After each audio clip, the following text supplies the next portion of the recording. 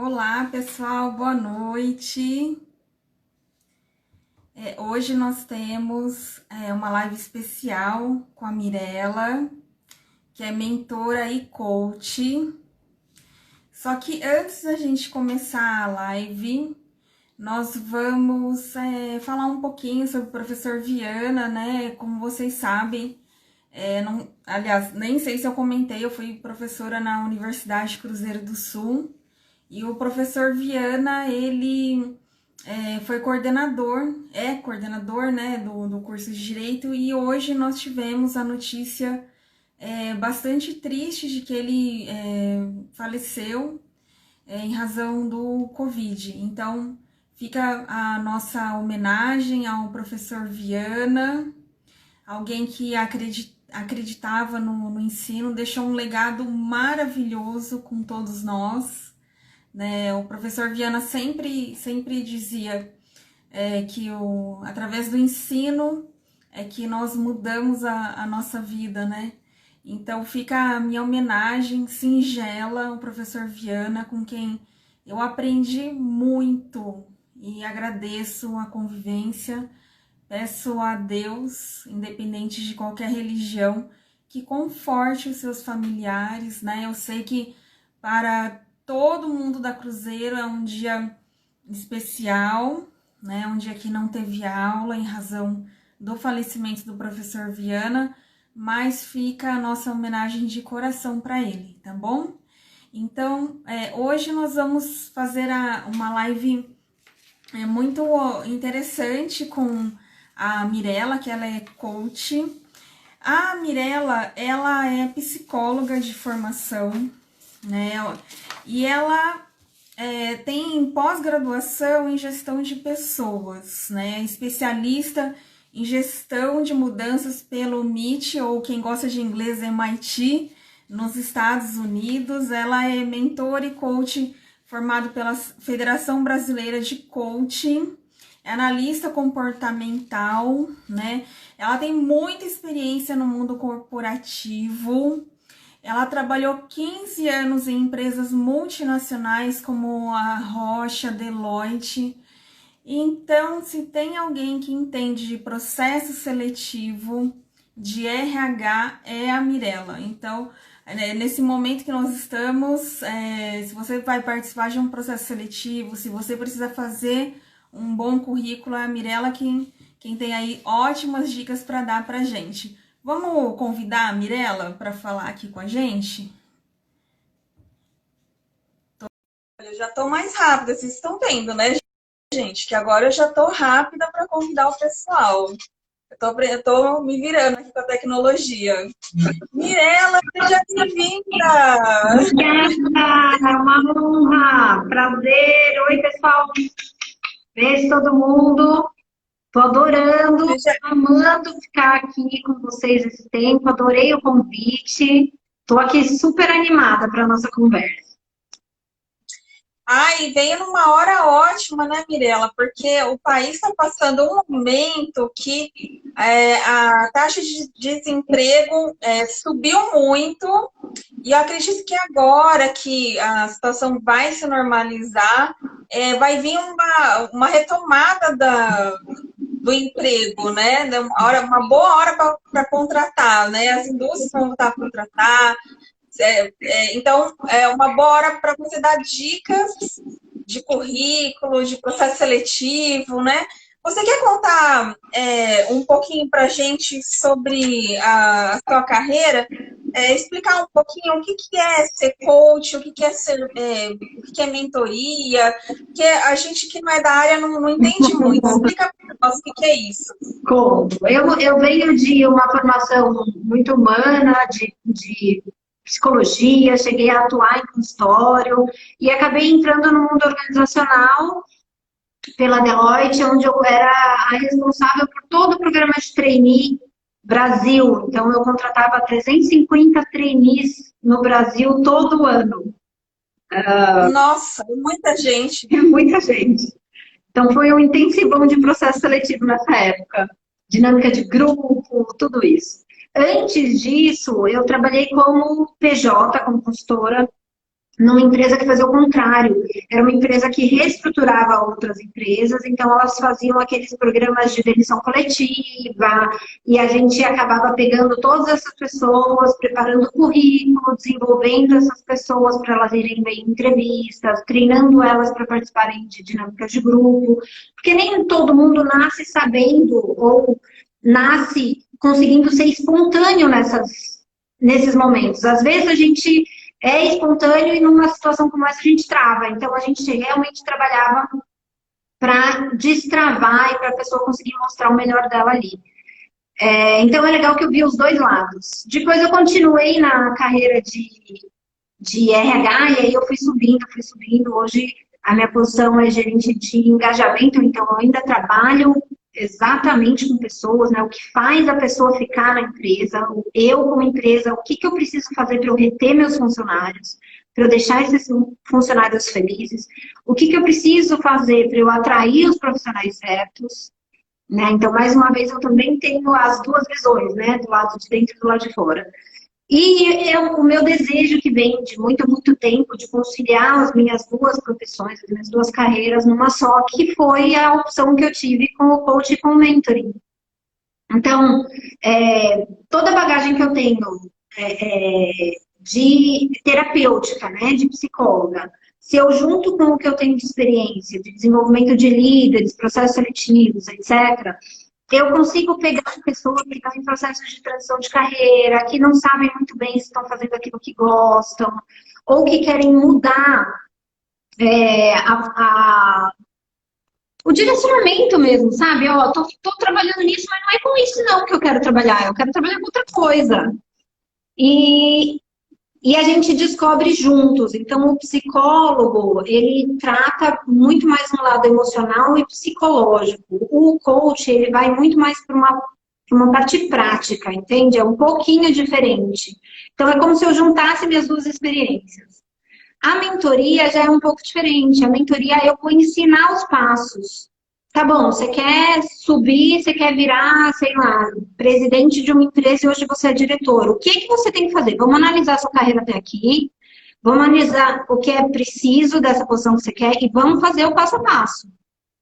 E aí eu dou os passos. Então aí eu sigo com a pessoa e a gente faz um planejamento juntos. Então essa é a grande diferença. Né? Mas são temas que eu sou completamente apaixonada, Val. E aí, assim... hoje, para mim, minha vida não teria nem sentido se eu não estivesse trabalhando com essas coisas. Então, é muito bacana, assim, poder compartilhar com vocês um pouquinho disso. É uma experiência ótima. E, assim, todo candidato começa com um currículo. E eu percebo, assim, que as pessoas não dão muito valor para o currículo e pega aquele modelo padrão na internet. O que você acha disso? Você acha certo pegar aquele modelão na internet e fazer qualquer currículo e mandar? O que você acha? Você, como alguém que contrata pessoas, que dica que você tem para o currículo? Eu vou responder uma pergunta com outra pergunta. Era no Chaves que ele falava isso? Não se responde uma pergunta com outra pergunta, mas eu vou responder. Outra pergunta. Quantos currículos você acha que um recrutador recebe para uma vaga de estagiário? Olha, por dia... Vamos lá, estagiário. Eu acho que mais de 100. Acho que mais de 100. Começando com 100 por dia. Começando. Se essa vaga fica uma semana aberta, eu tenho 100 vezes 7. Então, eu recebo 700 currículos que eu tenho que trabalhar. Eu falo porque uma vez num escritório, assim, de uma forma muito amadora, a gente foi preencher uma vaga e eu chego uma hora que eu tirei a vaga do site. Falei, não dá, é muita gente. Em 3 dias eu já tinha um número de informações para ler e você tem que trabalhar, né? É que eu não sou da área, eu tinha os processos, meu Deus, eu não dou conta de tudo. E aí você tem muita informação. Exato. Então, por que eu estou trazendo isso, né? Se eu recebo, eu recrutadora, eu tenho em média de 200 a 300 currículos que eu tenho que avaliar por dia para uma posição só, e nenhuma recrutadora trabalha uma posição só. Se eu tenho um É verdade, currículo, você também tem um monte, né? então, se eu tenho um currículo que ele é confuso, ou ele é muito longo, ou ele é prolixo, ou ele não me traz as informações chaves logo de cara, ele vai passar batido. Então, qual é a qualidade de um bom currículo? É que ele tenha as palavras-chave logo no começo, de forma simples e direta, para que eu, recrutadora, identifique de cara e eu separe esse currículo. Depois eu vou analisar com calma. Mas eu preciso ver rápido as coisas que eu quero encontrar. Então, a assertividade no currículo ela é muito mais importante do que a quantidade de coisas que você põe nele. Respondi a Entendi. sua Então, pergunta.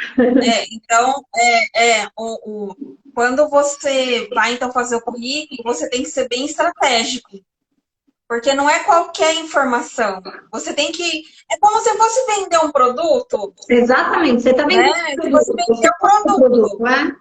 E uma coisa que eu costumo falar, eu, Mirella, eu não tenho só um currículo, porque eu não sei fazer só uma coisa. E se eu fizer um currículo de tudo que eu já fiz na minha carreira profissional, vai virar um livro. Ou vai virar um daqueles currículos de 3, 4 páginas. Porque a gente quer contar tudo que a gente já fez. A gente quer contar todas as conquistas que a gente teve. Então, assim, não dá pra gente fazer isso. E aí, o que que eu faço? E o que que eu oriento fazer? Você está se aplicando para uma vaga de marketing e você é uma pessoa que trabalhou a vida inteira com marketing e estratégia. Você vai mandar o mesmo currículo para uma vaga de marketing e para uma vaga de estratégia? Ah, é verdade. A São vaga de coisas diferentes, marketing, né? você tem que puxar a sardinha para o marketing, tudo de marketing que você já fez. A vaga de estratégia, você tem que puxar a sardinha para tudo de estratégia que você já fez. Então, você precisa aprender a usar o seu conteúdo, a sua experiência a teu favor na hora do currículo. E é isso mesmo, o currículo é uma propaganda sua. Se você só tem um currículo generalista, mas você é um profissional que pode ser especialista em várias áreas, você está perdendo oportunidades, entende?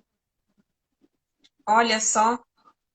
Então, na hora de fazer, tem que fazer pensando naquela vaga, né? Não é criar um currículo Para a padrão. empresa, o que, que eu tenho que mexer no meu currículo? O que, que eles vão valorizar? Não é na louca, Bacana. entendeu? Porque as pessoas acham que é simplesmente mandar ter um currículo bom e mandar esse currículo. Não, aquele currículo é bom para qual vaga, para qual tipo de empresa, para qual tipo de posição, né? A gente não tem um currículo só. A gente tem vários currículos, né? Imagina o perfil de um profissional que tem experiência em marketing, em CLT, em multinacional gigantesca. É o mesmo perfil de um profissional de marketing e as mesmas competências que uma startup vai estar buscando?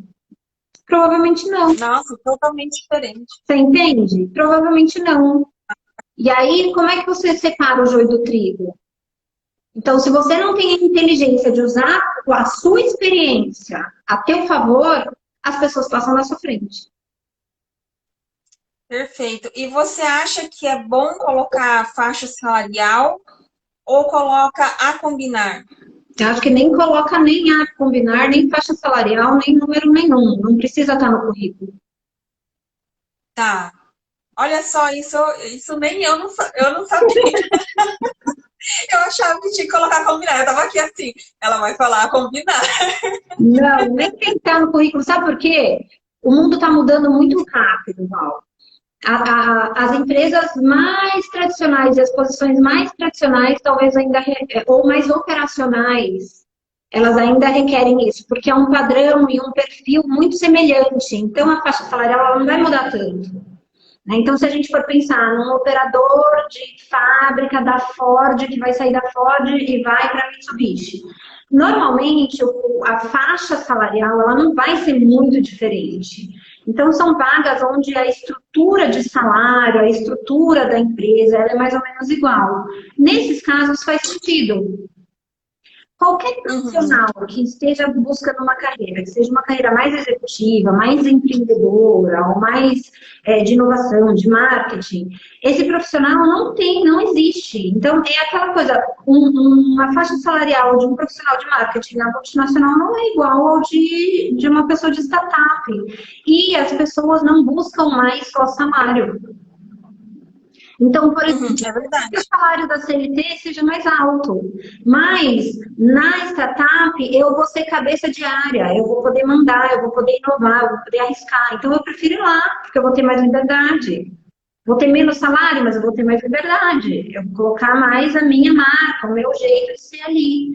Então, as pessoas não necessariamente, e as empresas não necessariamente, estão mais preocupadas com essa questão tão hard, sabe, assim, de estrutura salarial da indústria pesada de antigamente, revolução industrial e tudo mais. Então, eu nem colocaria, assim, nem é algo que a gente nem olha.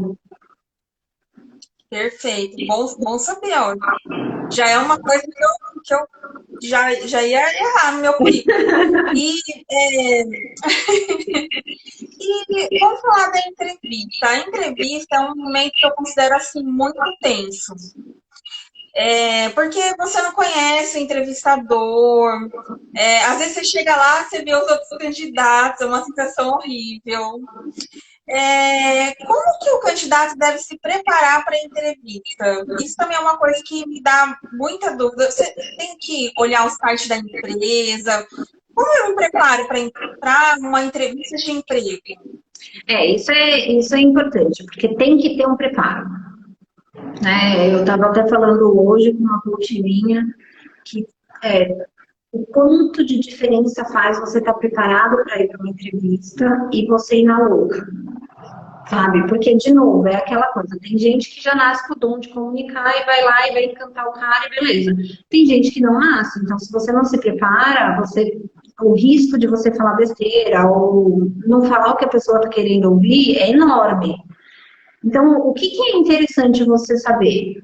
Você tem o nome da pessoa que vai te entrevistar? Entra no LinkedIn dela, dá uma olhada, só para ter uma ideia, assim, do que ela já fez, o que ela já passou, para você entender que tipo de evolução profissional ela já fez, né? O que para ela é importante, porque a gente consegue perceber, conforme as pessoas vão evoluindo, e por quais empresas ou cargos elas passaram, e com que velocidade, o que é importante para aquela pessoa, certo?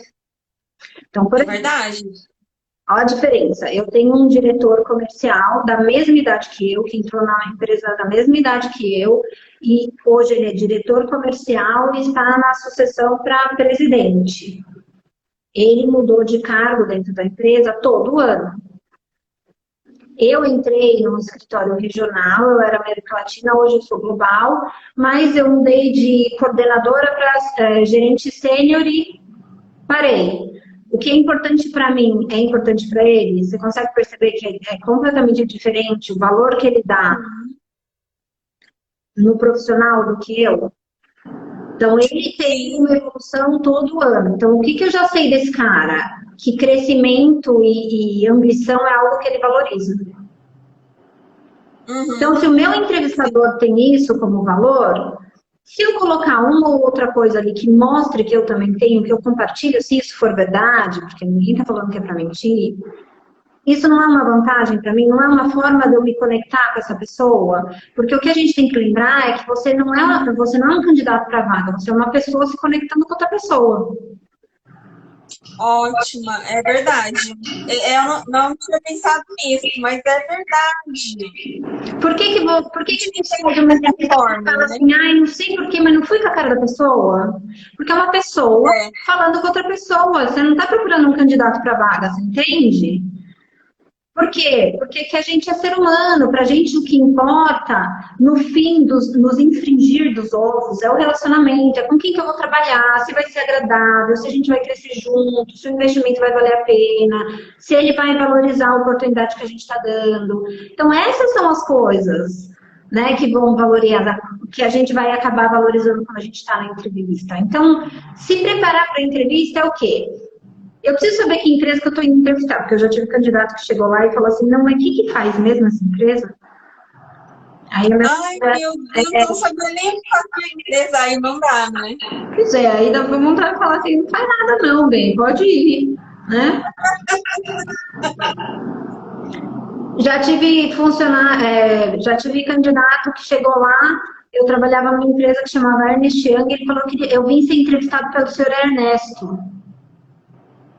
Ah, você tá brincando. Não tô. Mas né, o candidato não deu um lucro na empresa, né?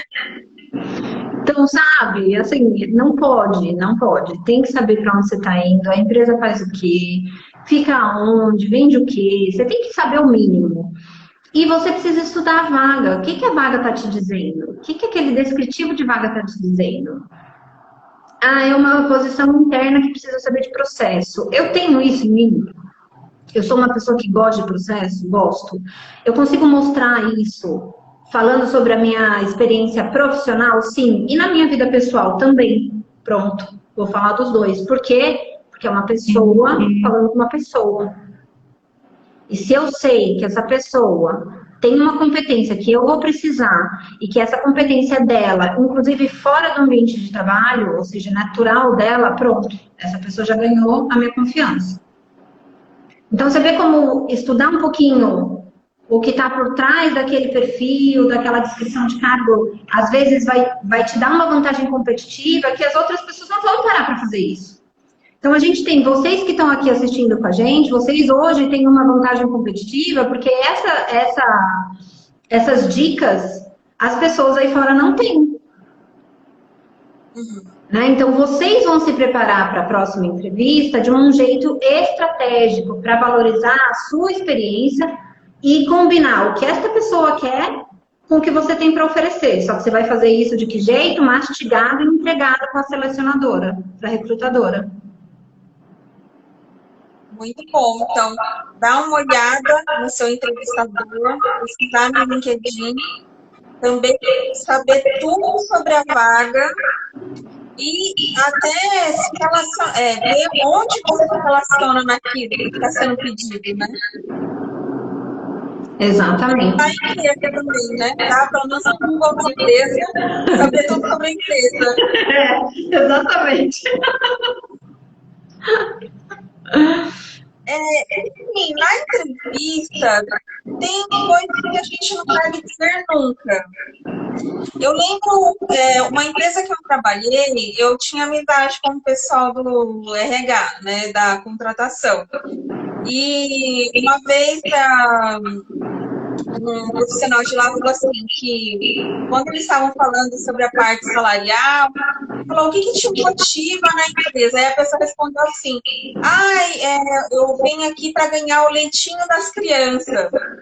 Aí eu falei, gente, não acredito que você está falando. Eu não falaria isso. Mas tudo bem que é verdade. A pessoa está lá lutando pelos filhos, entre aspas, a pessoa está querendo dizer que está lutando pelos filhos, né? Mas, assim, eu não colocaria dessa forma, eu não acho estratégico dizer isso, né? O que a gente não deve dizer quando está lá no entrevistador? Não deve dizer nunca.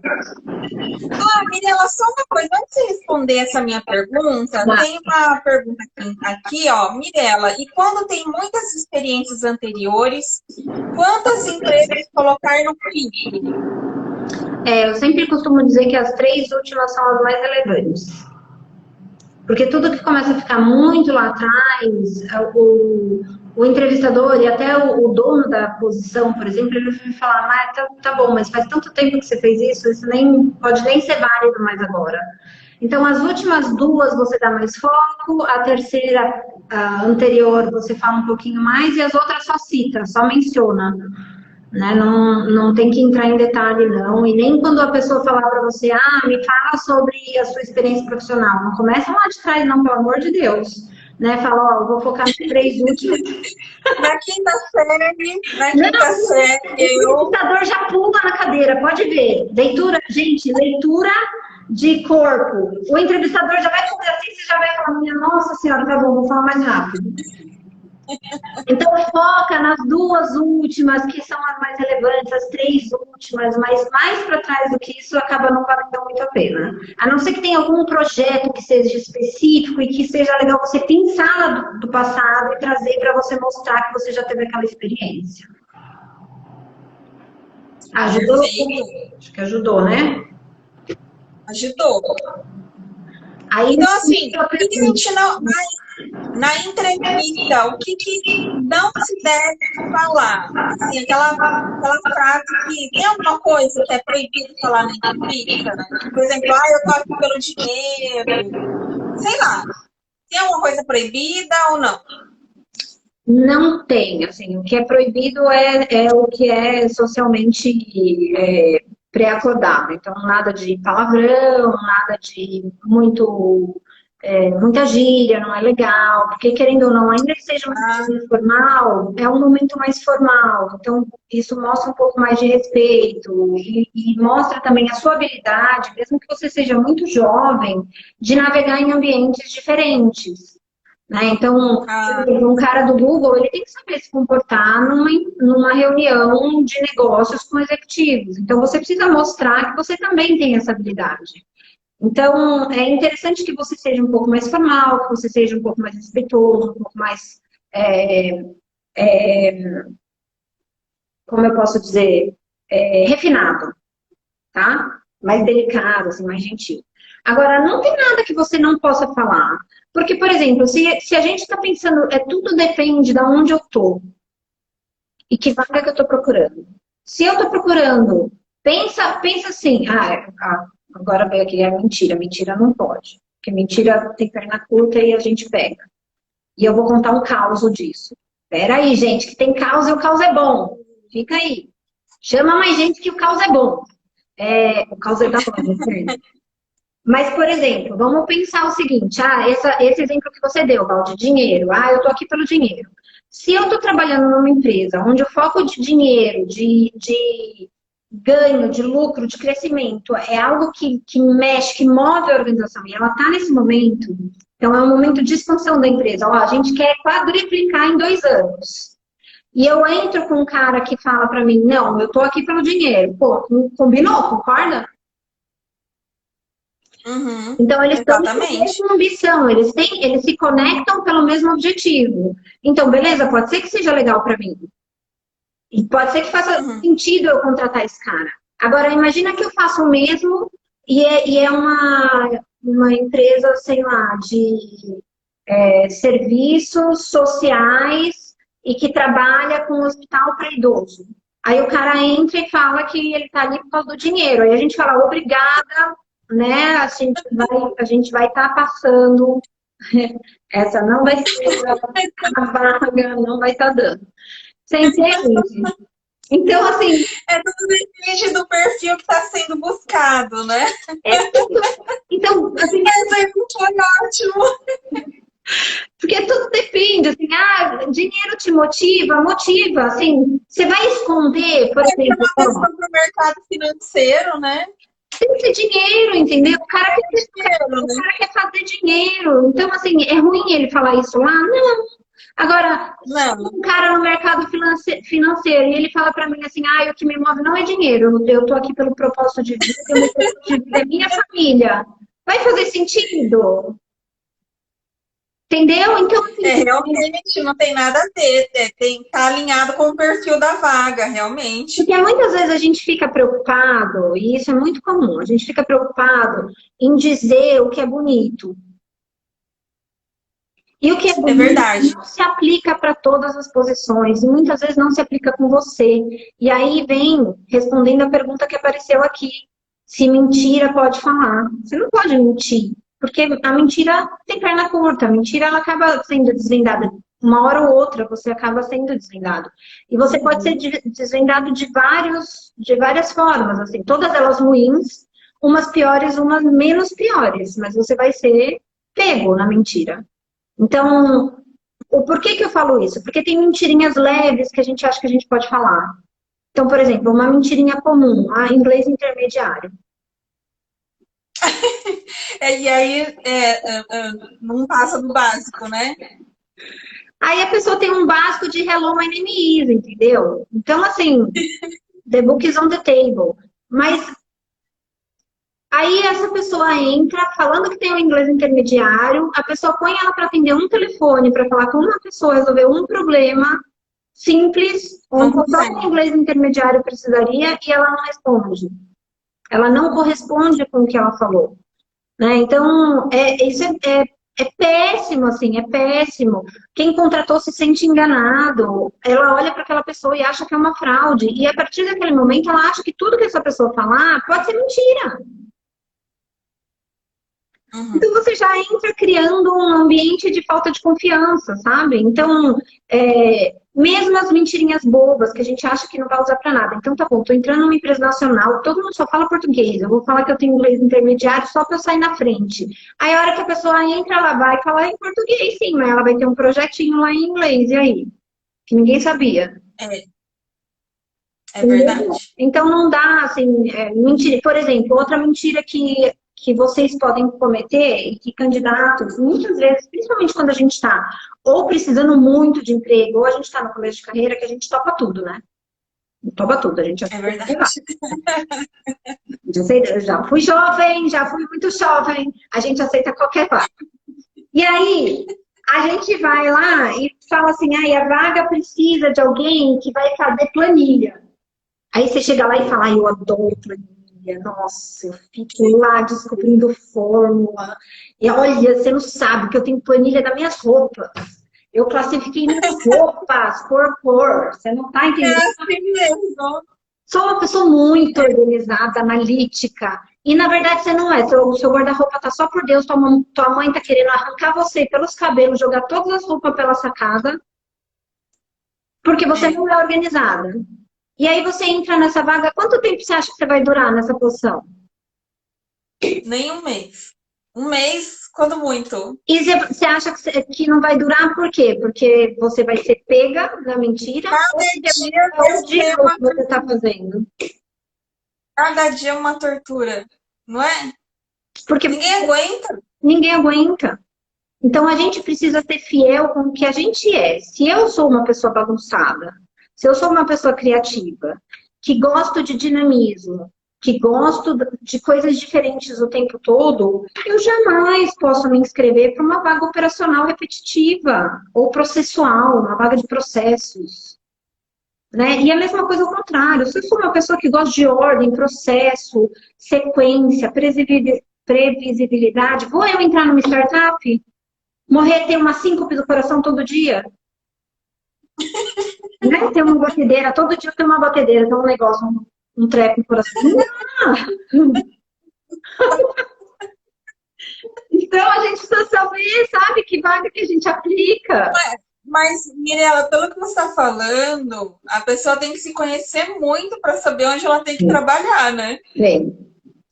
Tem. Por isso que existe uma grande crítica na metodologia nossa de ensino, que a gente faz os nossos estudantes escolherem a profissão muito cedo. E a gente não estimula as nossas crianças a tratarem e a pensarem em autoconhecimento ou inteligência emocional desde cedo, o que é diferente em outros lugares do mundo. Em outros lugares do mundo, as crianças têm aula sobre inteligência emocional, elas falam um pouco mais sobre isso de uma forma um pouco mais prática. Né? Não só saber identificar sentimento e verbalizar, não é isso. Inteligência emocional não é isso. Então, a gente chega lá na hora de escolher, na hora de entrar no mercado de trabalho, e a gente não está preparado, a gente nem sabe o que a gente pode fazer. Muitas vezes você foi para administração, porque administração não te estudão, entendeu? Tipo, vai para qualquer coisa. Eu virei... E foi onde deu certo. Então, eu virei advogado porque toda a minha família é advogada. Fiz odontologia porque minha mãe já tem um consultório de odontologia. Ou fiz, sei lá, publicidade porque eu acho super legal ir nas festas. Então, assim, a gente precisa...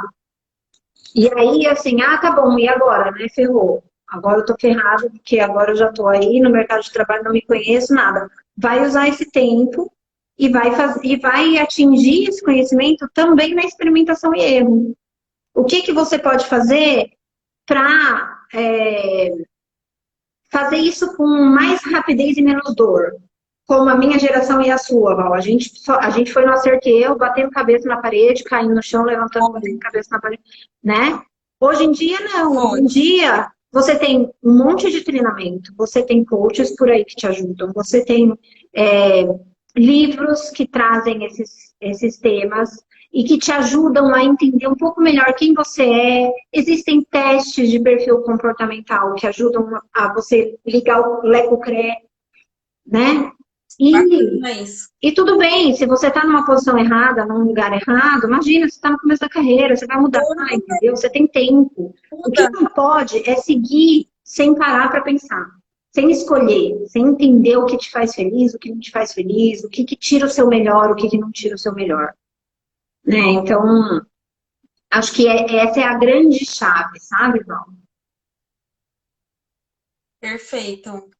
E assim, na hora da entrevista, Mirela, o que o candidato tem que mostrar para o entrevistador? Qual é a grande pegada da entrevista? Tirando todo... Eu não lembro se eu perguntei isso. Não perguntei isso ainda, né? A parte que a gente já falou de o que é a vaga. Acho que já falamos disso, né? Vamos para frente, então. Vamos falar de dinâmica de grupo? Eu já fiz dinâmica de grupo, porque eu tive que vender uma laranja num grupo. Foi muito legal, adorei vender a laranja. Era muito bacana. Não entendi nada da laranja, não sei qual foi a minha análise. Até queria saber, depois eu queria saber qual foi, o que eles pensaram de mim, da laranja. Mas eu adoro essa coisa de dinâmica de grupo. Mas para que serve essa dinâmica, Mirela? Eu fiz a dinâmica, mas eu não entendo para que criar a dinâmica. E você tem alguma dica para quem está nessa dinâmica? Porque lá na hora eu ficava assim, falava, meu Deus, eu falo, eu não falo. Você fica meio sem saber como agir, sabe?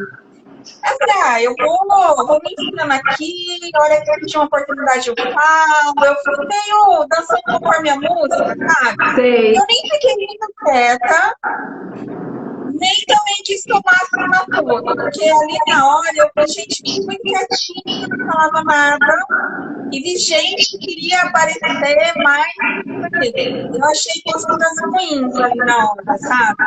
Eu fiz um bem termo. E aí, para que serve essas dinâmicas de grupo? E dá uma dica pro pessoal se livrar dessa fria. Nossa, é uma fria, né? Eu vou falar que é uma situação. A dinâmica, na verdade, ela serve para algumas coisas. Ela serve para a gente avaliar. Primeiro de tudo, eu trabalho em equipe. Normalmente, a dinâmica de grupo ela é aplicada em vagas onde o trabalho em equipe é algo importante. Segunda coisa, a gente consegue perceber um pouco do perfil comportamental da pessoa que está ali. Então, quando a gente joga um monte de gente numa sala e dá um desafio, você consegue perceber quem é colaborativo, quem é a pessoa que quer brilhar de qualquer jeito, quem é um líder nato, né, que vai pegando a liderança e de repente as pessoas o elegem como líder, né? Você consegue perceber quem é a pessoa estratégica de raciocínio. Então, você consegue perceber quem é a pessoa que agrega. Então, você vai conseguindo mapear, e a gente é treinada para isso. Então, a gente é treinada para, naquele momento, naquela, sei lá, a gente dá 10, 15 minutos, né, para fazer uma atividade. Naquela atividade, a gente é treinada para mapear aqueles comportamentos. Então, os comportamentos que a gente quer acessar num determinado exercício, eles são mapeados antes. E a dinâmica ela é criada em cima de uma situação que permite com que esses comportamentos saiam. Então, eu vou pegando essas informações, eu vou coletando, ó, o fulano apresentou isso aqui, o outro morreu. Por exemplo, tem um cara que morreu, não conseguiu. Ele encolheu, se sentiu intimidado e não foi. Né? Então, vários ficaram intimidados. Então, acontece. Aí, isso pra gente, dependendo da posição, não é um perfil bacana, né? E na maioria das posições não é um perfil interessante, né? Da pessoa que diante de uma situação estressante, ela recua, né? Então, e existem algumas dinâmicas que elas incluem uma parte técnica, que aí valida também uma parte de um conhecimento que a pessoa precisa ter. Então, às vezes, é um case, né, que avalia já alguns conhecimentos básicos e que você precisa resolver aquele case em equipe, dupla, trio. E aí também é a mesma coisa, a gente vai avaliar a qualidade do desenvolvimento, muitas vezes a gente não avalia, e na maior parte das vezes, se a resposta está certa ou está errada, isso é o menos importante, mas como é que você chegou no raciocínio, como é que você defende o seu raciocínio, o quanto você se intimida com as perguntas que as pessoas te fazem, porque aí você vai ter que apresentar para a banca. E aí a banca sempre tem um policial bom, um policial mau, etc, etc. Tudo aquilo lá que a gente já sabe. E aí, assim, o quanto você se intimida, ou o quanto você defende a sua ideia, o quanto você aceita a crítica, né? O quanto você está disponível para aprender, para reconhecer seu erro. Então, são várias coisas que a gente acaba captando em dinâmica de grupo. Né? Ela é muito, muito, muito rica quando bem usada. Bacana. Agora entendi melhor. Por que serve a laranja? Ela tá dando para me ouvir bem, porque eu ouço eu falando num segundo momento. Tá dando para ouvir bem, né? Tá, para mim tá normal. Ah, então tá bom. Se der problema, você me avisa, tá? Tá bom. Assim, agora, na época de pandemia, tem um monte de gente trabalhando em casa. E eu vou te falar que, olha, a gente tem que ter muita... Tem que ter algumas habilidades para trabalhar em casa. Porque não tem ninguém vigiando a gente. E aí tem o celular, que o zap toda hora.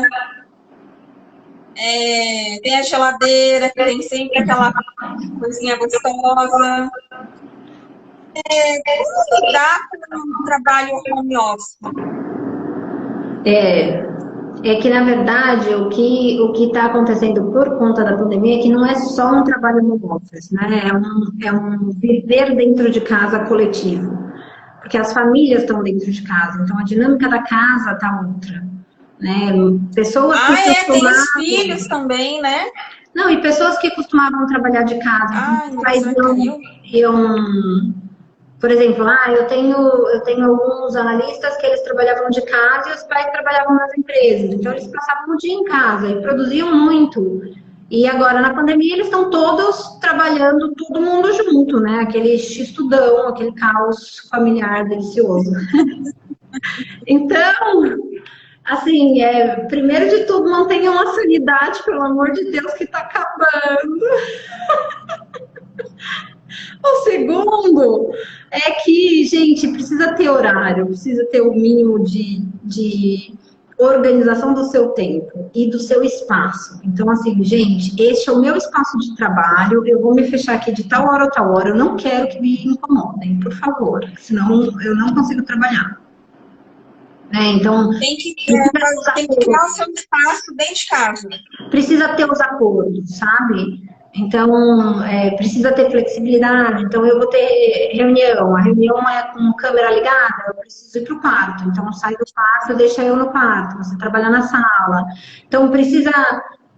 Mas o essencial é você ter um canto e um horário. Você precisa ter um lugar e um horário. Não dá para você ficar... Hoje você trabalha no sofá, amanhã você trabalha da mesa de jantar, amanhã você trabalha da cama. Porque aí isso... quebra uma rotina e um jeito que é importante pro ser humano.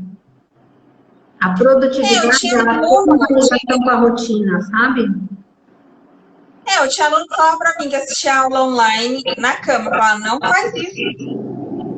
Não, eu só posso falar que eu botei pra dormir. Assistir aula online na cama é falar que a professora Val colocou pra dormir. Não dá, não dá. Não tem condição. E, na verdade, assim, a gente tem visto vários estudos que mostram que as pessoas estão trabalhando mais, não menos. Só que não significa que elas estão sendo mais produtivas. Então, é esse o ponto que eu estou chamando a atenção. Então, não interessa tanto quantas horas você está trabalhando, mas o quanto você consegue focar e produzir naquelas horas que você está se propondo trabalhar. Porque a gente sabe que nessa pandemia, a dinâmica da casa é outra. Então, muitas vezes você vai ter que parar, vai ter que fazer almoço, ajudar alguém, limpar não sei o quê, tira o lixo, nananã. Então, você tem mais pausas, né, em casa. E você tem mais responsabilidades em casa que no trabalho você não tem. Né? Então, precisa de um pouco mais de disciplina no sentido de, ok, neste momento eu paro e eu não vou fazer nada, não vou fazer nada. Eu só vou trabalhar, vou focar e vou finalizar isso daqui. Né? Então, essa acho que é É algo que bastante gente vem falando sobre isso, sabe? Então, essa rotina e essa disciplina, ela faz muita diferença, não só para você, como para as pessoas que estão na sua casa. Porque as pessoas começam a entrar naquele ritmo. Porque por que no começo da pandemia foi aquele caos? Que tinha mãe descabelando, pai querendo sair correndo, cachorro pedindo as contas, né? Filho querendo voltar para a escola, pelo amor de Deus, eu quero voltar para a escola. Porque a casa não tinha mais uma rotina, você mudou uma rotina que existia e ela não tinha outra rotina. Hoje as casas já estão com a rotina estabelecida. Então a coisa funciona. Ah, O que você tem que aprender a verdade. fazer é potencializar o seu resultado para que você não precise trabalhar mais. Que você consiga trabalhar dentro do seu horário, mas que você consiga ser produtivo. Ótimo, ótima dica. E assim, o ambiente de trabalho, ele é sempre competitivo. A gente tem meta, tem prazo, tem cliente cobrando, e sempre tem aquele colega que você se dá muito bem, né? Acontece. E você vai passar 8 horas com ele, no mesmo ambiente. Como lidar com essa pressão de estar num ambiente competitivo, de ter prazo, e ainda estar com pessoas que você não queria estar? Como é que faz, hein? Pois é.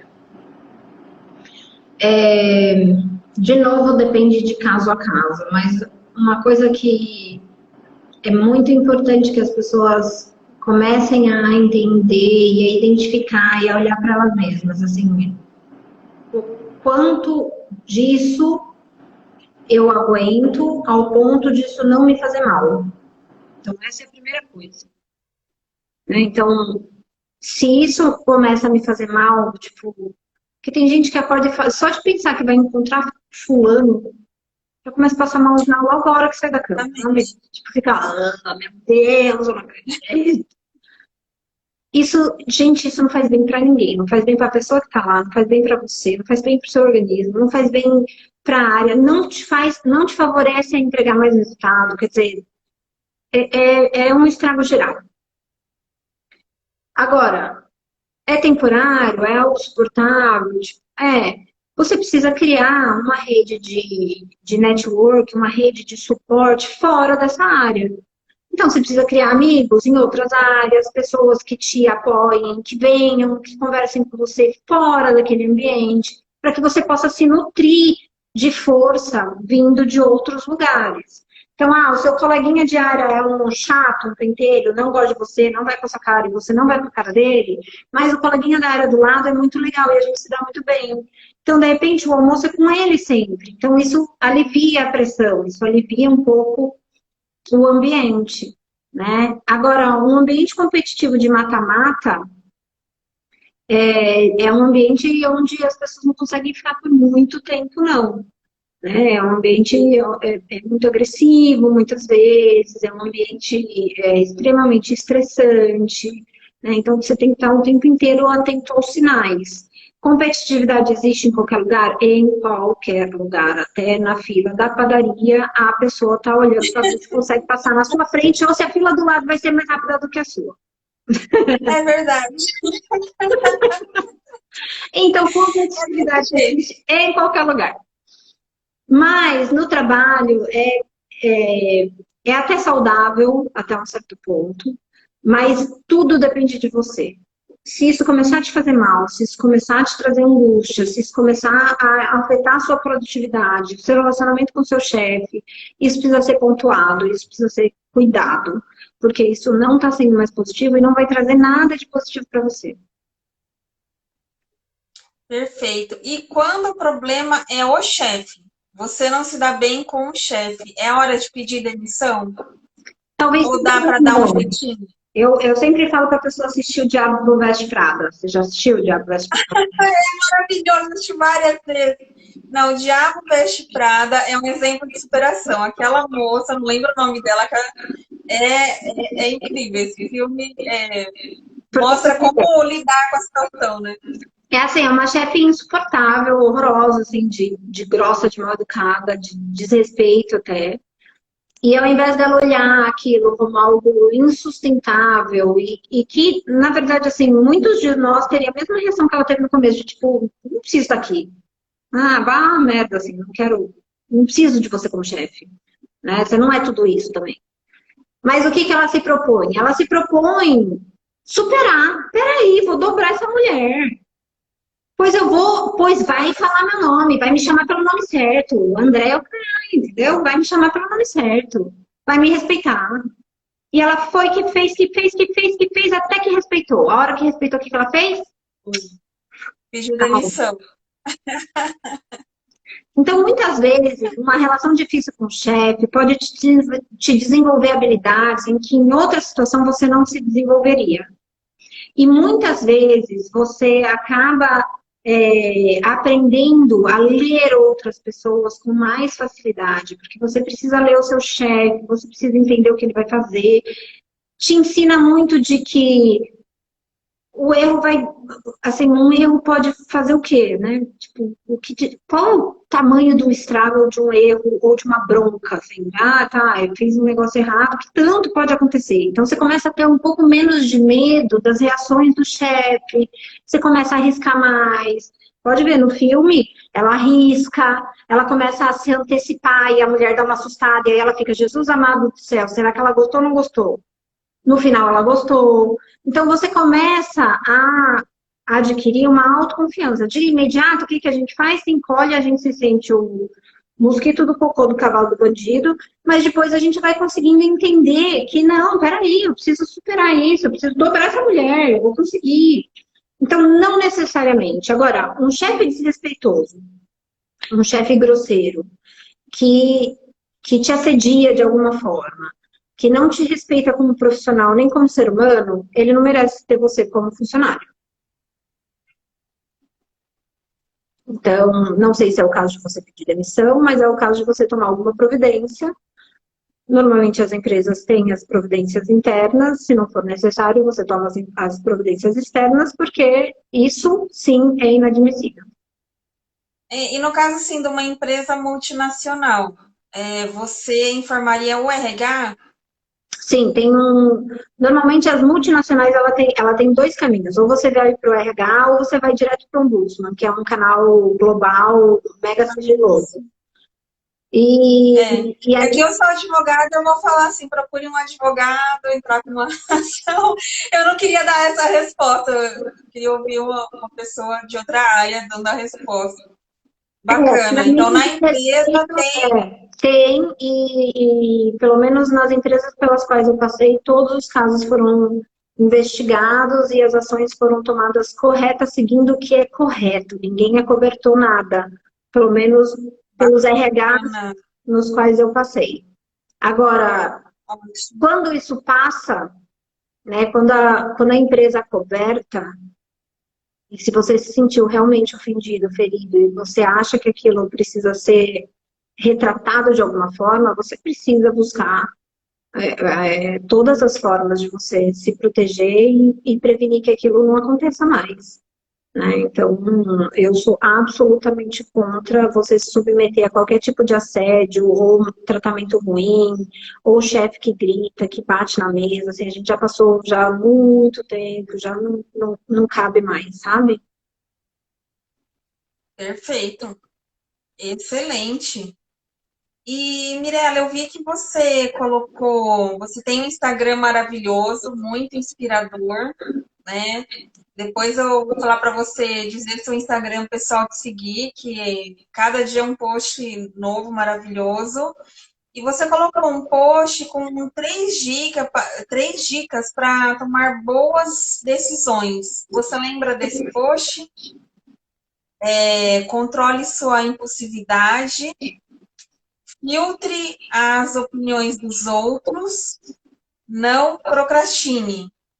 Você pode explicar esse post para gente? Posso sim. Uma das coisas mais difíceis que a gente tem que fazer na vida é tomar decisão. Às vezes a gente fica parado na frente da sorveteria e a gente não sabe o que escolher de sorvete. Imagina as decisões mais sérias, né? Então, quando as decisões são sérias, envolvem a nossa carreira, a vida, muitas vezes a gente já tem filhos, família, ou a gente tem mães, tios por perto, e isso vai afetar todo mundo, é muito difícil tomar a decisão. Né? Então, a primeira coisa que eu acho que é importantíssimo, né, é você saber parar sozinho e pensar sobre aquilo. Você com você. Não precisa, nesse momento, trocar ideia com ninguém. Vai você com você, pensa sobre esse problema, pensa o que está acontecendo, quais são as opções que você tem, quais são as implicações daquilo que você está escolhendo. E eu sempre brinco assim, o que de pior pode acontecer se você fizer uma escolha errada. Então, essa é algo muito importante. E aí isso tem tudo a ver com impulsividade. Então, se eu preciso parar para eu pensar e para eu fazer uma análise, se eu tomar uma decisão impulsiva, eu posso estar, por exemplo, violando uma das coisas que causam mais impacto na hora de você tomar uma decisão, que é os meus valores. Então, por exemplo, vou eu me aplicar para uma vaga, sei lá, de... Ai, vou falar um... Mirela, só para dizer, temos 5 minutos, tá? Um pouquinho menos, 4 minutos. Tá bom. Então, assim, controlar a impulsividade, porque você precisa avaliar os seus valores, quais as opções, o que você ganha, o que você perde, porque toda vez que a gente faz uma escolha, a gente escolhe uma e abre mão de várias. Então, eu preciso saber o porquê que eu estou segurando essa opção, para eu ficar tranquilo com tudo isso que eu estou abrindo mão. Tá? Então, essa é a impulsividade. A opinião dos outros. Todo mundo quer nosso bem, mas cada um tem uma vida e um olhar para as coisas. E isso é muito pessoal, isso é muito de dentro para fora. Então, por mais que as pessoas nos queiram bem, e a gente escute a opinião dos outros, a gente não tem que fazer nada para agradar ninguém. A gente não tem que fazer nada para cumprir cartilha de ninguém. Então, a gente precisa ouvir o que a gente quer. A opinião dos outros é legal, tal e tudo mais, mas não é pela opinião dos outros que eu tenho que tomar as minhas decisões. E o não procrastine, assim, uma vez que você pensou sobre isso e que você avaliou, tome a decisão e ponto. Então, quanto mais você arrastar a tomada de decisão, mais confuso você vai ficar. Menos claro essas coisas vão ficar para você. Perfeito. E Mirela, um pouquinho rápido, por causa do tempo, o Instagram é muito chato. Você pode dizer uma frase que te inspira, que te motiva para a gente conhecer e se despedir do pessoal. Ai, tem uma que eu postei super recente, que eu adoro ela. Cadê? Peraí que eu vou pegar aqui. Ela é muito legal do Jung. Quer ver? Ó, olha aqui. Ai, que legal. Olha aqui que legal. Não há despertar de consciência sem dor. As pessoas farão de tudo, chegando aos limites do absurdo para evitar enfrentar a sua própria alma. Ninguém se torna iluminado por imaginar figuras de luz, mas sim por tornar consciente a escuridão. Nossa. E qual que é o seu Instagram dela? Fala para nós. É Mirela com 2 L's, Tavares C no final. Olha, muito obrigada. Foi uma live maravilhosa. Eu que te agradeço. Aprendemos muito. Muito inspiradora. Ah lá, esse aí é o meu Instagram, ó. A Pan colocou para mim. Obrigada, Pan. Maravilhosa. Olha, faremos mais lives. Vamos. Uma vez que vem, volta. Vamos combinar mais vezes, viu? Bora lá, adorei. Adorei também. Um grande beijo. E eu, como tá bem no finalzinho, pessoal, eu vou me despedir aqui com a Mirella. Um grande beijo, uma ótima noite para todo mundo. 28 segundos. Um beijo, pessoal. Um Eu nem sei beijo. onde desliga. Eu nunca sei onde Se desliga. alguém Eu tiver parado. dúvida, gente, quiser falar comigo, pode me mandar mensagem, tá? Que eu respondo todas. Combinado? Opa! Arrasou! Aí, ó, contagem regressiva. 9, 8. 7, 6.